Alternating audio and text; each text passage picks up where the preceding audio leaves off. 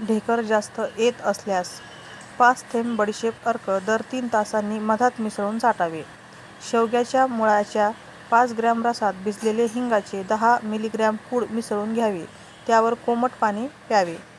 अडुळसाच्या पानाचा 10 ग्रॅम रस, पिंपळ मूळ चूर्ण 4 ग्रॅम व दूध 5 ग्रॅम एकत्र करून रोज सकाळ संध्याकाळ नियमित 3 दिवस प्यावे.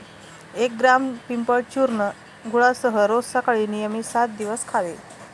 ओव्याचे फूल किंवा ओव्याचा अर्क 10 मिलीग्रॅम प्रमाणात पानाच्या विड्यात टाकून दोन्ही जेवणानंतर रोज नियमित 3 दिवस खाल्ल्याने ढेकर थांबतात व अन्नपचन चांगले होते. शेवग्याच्या मुळाची साल वाळवून कुटून वस्त्रगाळ चूर्ण करून ठेवावे. हे चूर्ण 10 ग्रॅम व जिरे 10 ग्रॅम एकत्र करून खावे. वर पाणी प्यावे. रोज सकाळ संध्याकाळ हे मिश्रण 3 दिवस खावे. सुंठ भाजून पावडर करावी. ही 1 ग्रॅम पावडर अर्धा ग्रॅम मिठासह पाण्याबरोबर रोज सकाळ संध्याकाळ नियमित 3 दिवस खावी.